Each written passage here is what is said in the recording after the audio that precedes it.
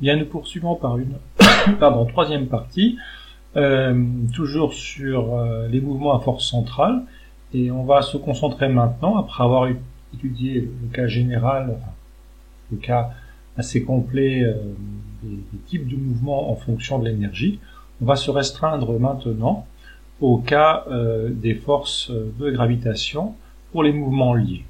Voilà. Et alors ici, on va parler de pas mal de choses classiques autour des satellites en particulier. Alors, un premier aspect, ce sont les lois de Kepler, qui sont des lois historiques et qui ont été en fait déterminées expérimentalement, d'accord, qui sont les suivantes. Alors, elles ont été énoncées historiquement pour les planètes autour du Soleil, mais elles peuvent être transposées par exemple pour les satellites de Jupiter ou pour des corps qui orbitent autour d'un autre ou les satellites de la Terre autour de la Terre. Alors la première loi, elle dit que dans le référentiel héliocentrique, donc avec le Soleil comme référence de position, la planète P, qui est ici, donc Mars, la Terre, celle que vous voulez, décrit une ellipse, donc cette trajectoire qui est représentée ici, dans le Soleil est un des foyers. Et forcément, on a une courbure comme ceci qui assure que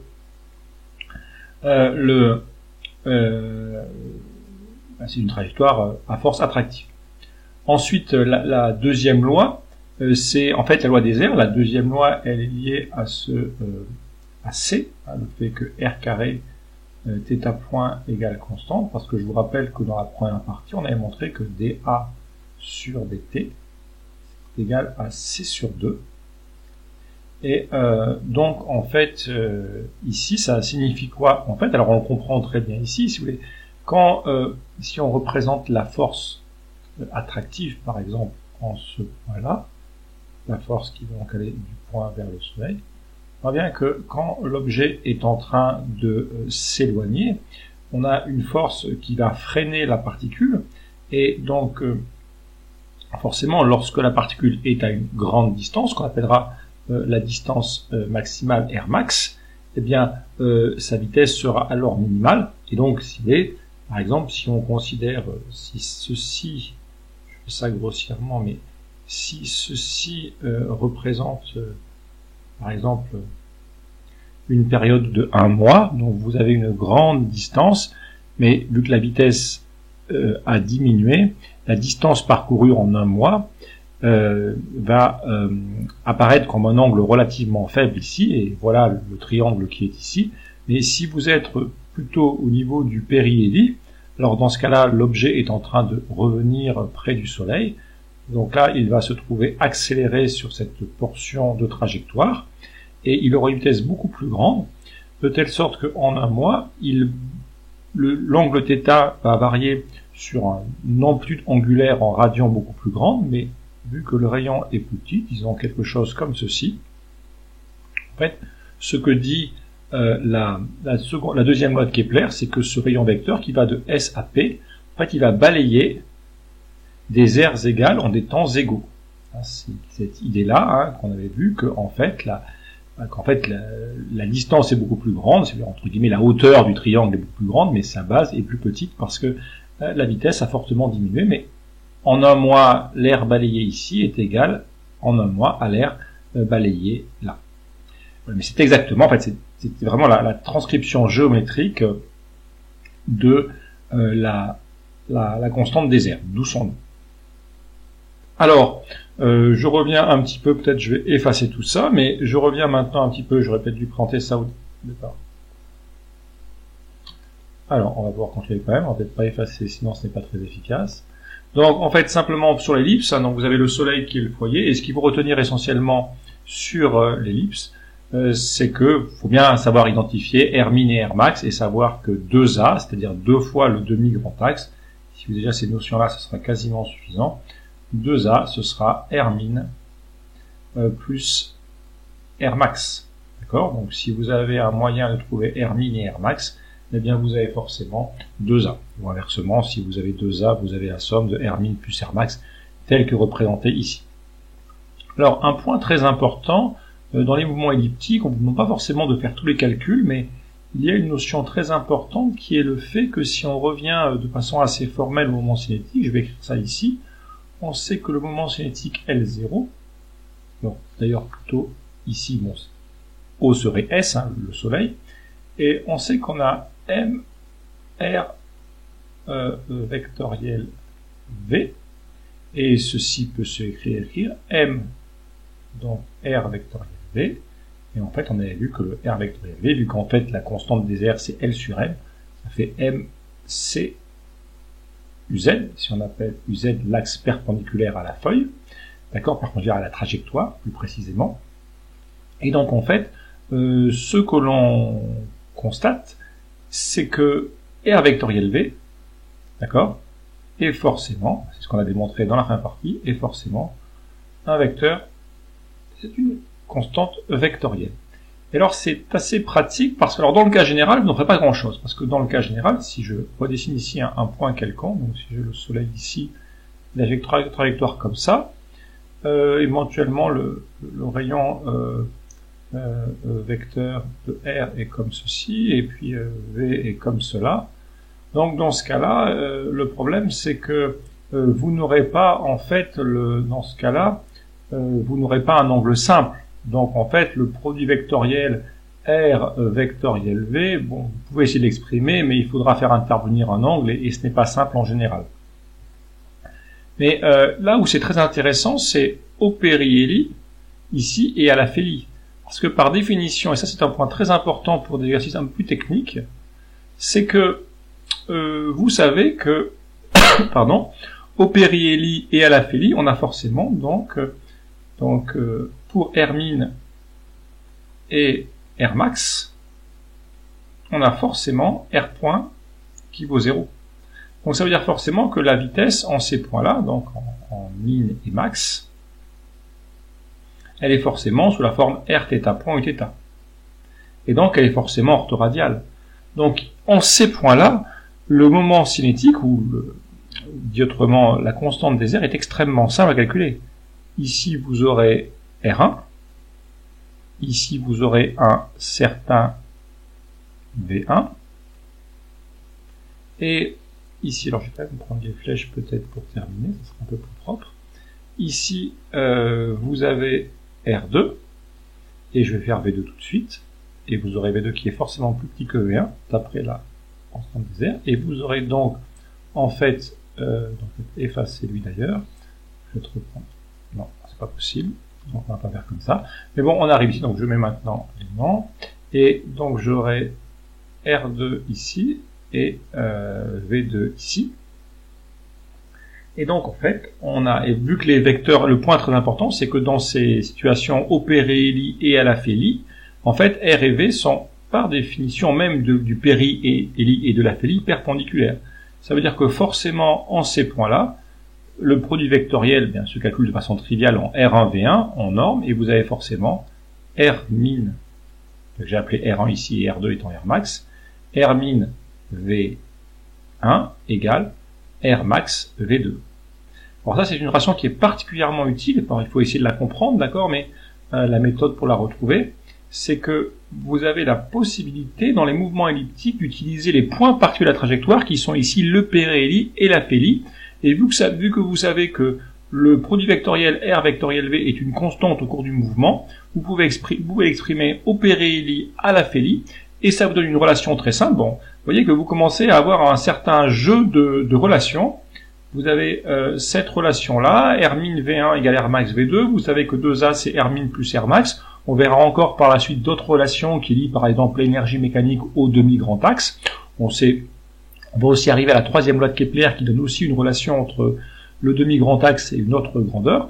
Donc en fait, on peut avec ces jeux-là de relations essayer de trouver. Et en particulier ceci, hein, ça c'est si on vous demande le cas général, un point important aussi que je peux signaler, c'est que ceci, eh bien, c'est forcément égal à R carré θ point. Donc voilà, par exemple, si vous avez besoin de C, hein, si c'est ça, c'est C également, c'est la même chose. Si vous avez besoin de C, ben, essayez de calculer C, soit en ce point-ci, soit en ce point-là. Mais pensez vraiment à utiliser les constantes du mouvement, ici, utilisation de conservation du moment cinétique ou de la constante des R, ce qui va revenir au même. Ça, c'est vraiment un point très important qu'il ne faut pas louper dans l'exercice un peu plus technique. Enfin, la troisième loi de Kepler, elle dit que A cube sur T carré, alors, parfois, c'est mal formulé. Les étudiants disent A cube sur T carré égale constante. Pour une planète, A est donné et T est donné, donc forcément que cette grandeur est constante. Ce n'est pas ce que ça veut dire. Ce qu'a dit Kepler, Kepler a dit que si on prend une planète n'importe laquelle, elle a un certain demi-grand axe AI, elle a un certain une période de révolution TI, et simplement il a montré que AI au cube sur TI carré avait en fait toujours la même valeur, quel que soit I, c'est-à-dire quelle que soit la planète. Voilà. Et pareil, si vous faites ça pour tous les satellites de la Terre, doivent vérifier A cube sur T carré égale une même valeur. Alors on verra plus tard que cette même valeur, c'est G grand M sur 4 pi carré. Voilà. Et là, un point très important également, pensez simplement la loi comme ça, parce que il suffit d'avoir ça, et par exemple, ça peut être très pratique si vous savez que A1 puissance 3 sur T1 carré égale A2 puissance 3 sur T2 carré. Vous n'avez pas forcément besoin de connaître la masse de l'astre. Si vous avez des relations entre les demi-grands axes ou les périodes des planètes, vous pouvez réussir à trouver l'un des quatre si on vous donne les autres. Donc pensez bien à utiliser la troisième loi de Kepler sous cette forme-là, qui peut être extrêmement pratique. Et encore une fois, elle se transpose à tous les cas de force attractive newtonienne, d'accord, sous cette forme-là.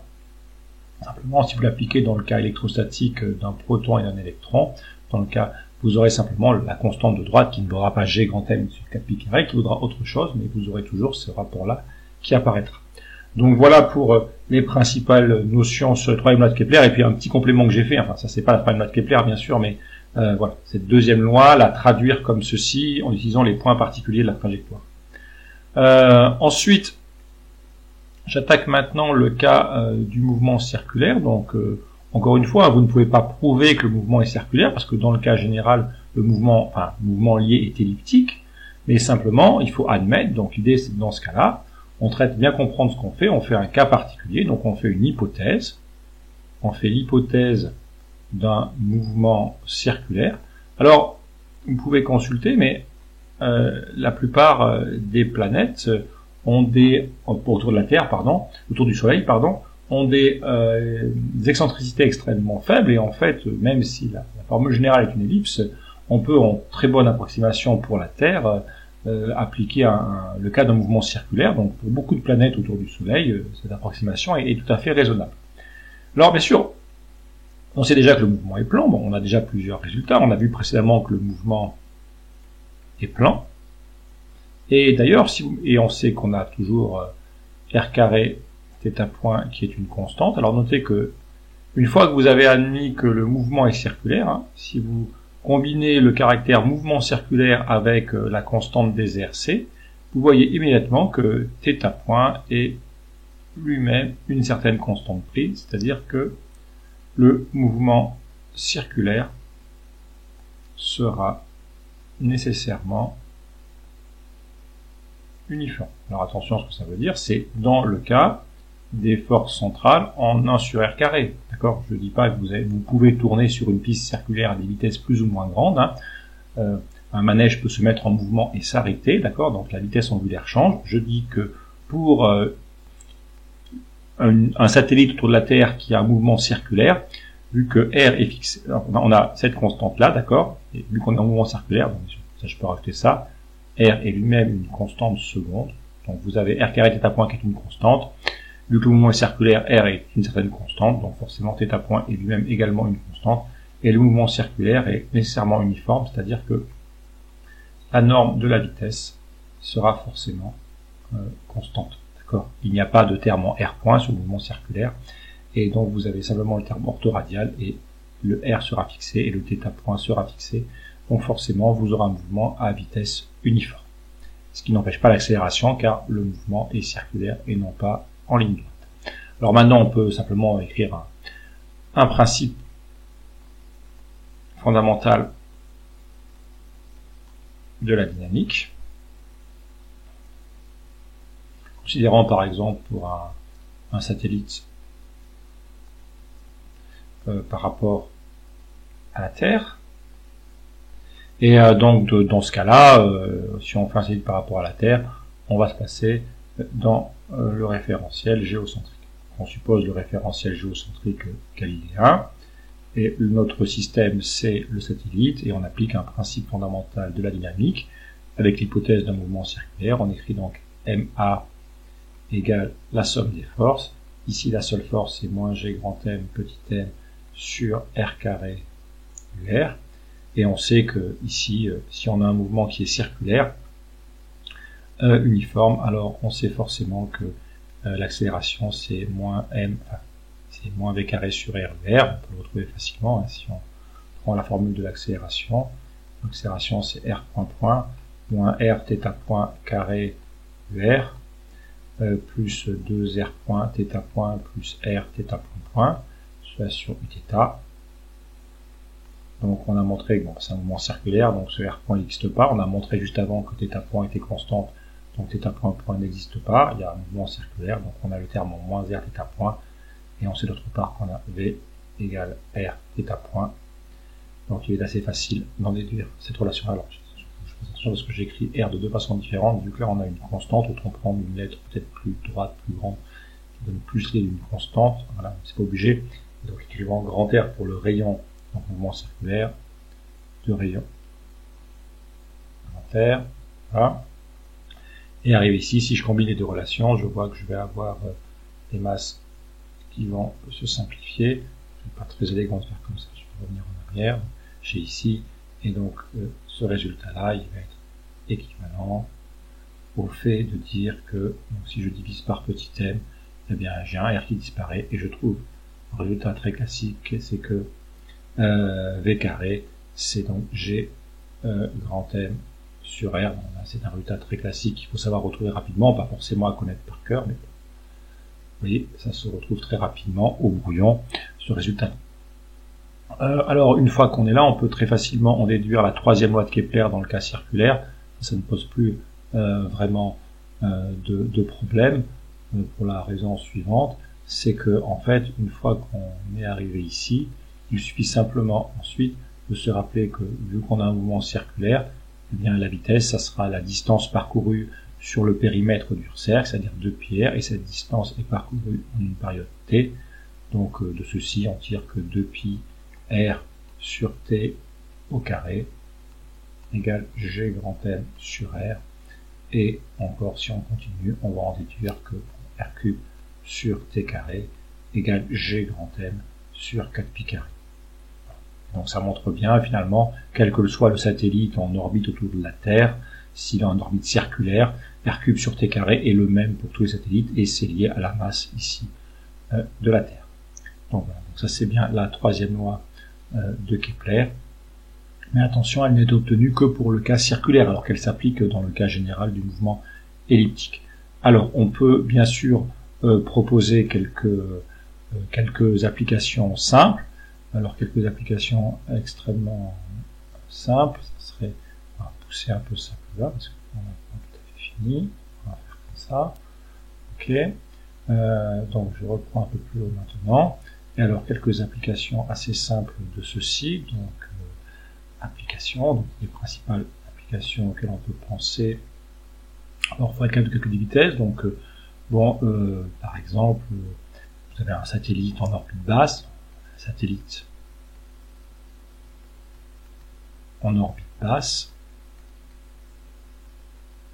Donc dans ce cas-là, bon, on pourra prendre, si on considère un satellite en orbite basse, on pourra dire que R, alors normalement R c'est RT plus H, mais si on suppose une altitude H, disons de quelques centaines de kilomètres, 500 km, et que ici on prend un RT qui est 6400 km, bon, première approximation, grossièrement, on peut retenir un ordre de grandeur, on peut optimiser par RT. Bien sûr, R, hein, c'est pas zéro à la surface, n'oubliez jamais que la distance R qui est là, c'est au centre de la Terre, donc n'oubliez pas l'altitude. Et donc, vous avez que V, c'est racine de G MT sur RT, alors là, il faut pas se tromper, d'accord. Alors, il faut bien penser à mettre donc cette constante, bon, elle est toujours donnée 6,67 10-11 dans le système international d'unités. Pour la masse de la Terre, on va la mettre en kilogrammes, 5,28 10 puissance 24 kg. Et ici, il faut faire attention, d'accord, il faut bien penser, il y a 6400, il faut faire 10 puissance 3, car il faut bien penser à repasser le rayon en mètres, d'accord. Voilà. Et alors, typiquement, ça, c'est à peu près 7 à 8 km par seconde. Attention, c'est pas des mètres par seconde, c'est bien des kilomètres par seconde. Un satellite autour de la Terre, il va à 7 ou 8 km par seconde, mais il va faire le tour en quelques heures. Il faut quand même qu'il parcourt un peu plus que le périmètre au niveau de l'équateur, donc à peu près plus de 40 000 km. D'accord ? D'où cette vitesse qui est quand même significative, mais voilà, qui est bien cet ordre de grandeur. Il est bon de connaître cet ordre de grandeur. Voilà. Alors, je termine maintenant par quelques éléments sur le cas elliptique, mais qui sont juste des généralisations. Donc, je vais simplement donner quelques généralisations. Ah oui, excusez-moi, j'ai oublié un petit point d'avant. Je veux quand même parler un tout petit peu de l'aspect énergétique ici. Donc, je dis un petit peu, c'est un point important, l'aspect énergétique, d'accord. Donc, je sais que l'énergie, je vais commencer par l'énergie cinétique. Donc, je sais que l'énergie cinétique, c'est 1/2 de mv carré. Mais en fait, ici, V vaut G grand M petit m sur grand R. Donc, ça fait G grand M petit m sur 2R pour l'énergie cinétique. Or, on a EP qui vaut moins G grand M petit m sur R. Et si on somme les deux, on verra forcément que l'énergie mécanique, c'est moins G grand M petit m sur 2R. Donc voilà, ça c'est un résultat vraiment important qui est très utile, d'accord. C'est vraiment un point qui est vraiment très pratique. Okay. Donc, ok, ce résultat-là qui tombe rapidement, mais qu'il faut connaître, et bien sûr, hein, de façon évidente, enfin, l'énergie mécanique est forcément négative, car on est sur un mouvement qui est lié, d'accord. Voilà. Alors, simplement quelques points pour terminer sur le cas elliptique, la généralisation, qui sont admises. Alors, la troisième loi de Kepler se généralise en A cube sur T carré égale G grand M sur 4pi carré. Donc, en fait, vous pouvez appliquer la formule d'avant, mais il faut l'appliquer avec le demi-grand axe et plus le rayon. Voilà. Ah oui, un point aussi, avant de faire un point que je pourrais signaler sur le mouvement elliptique, c'est que, attention, cette formule n'est plus valable, hein, cette formule-là ne s'applique pas pour le mouvement elliptique. Le V, hein, parfois, pardon, ce point-là, c'est vraiment un point important. Voilà.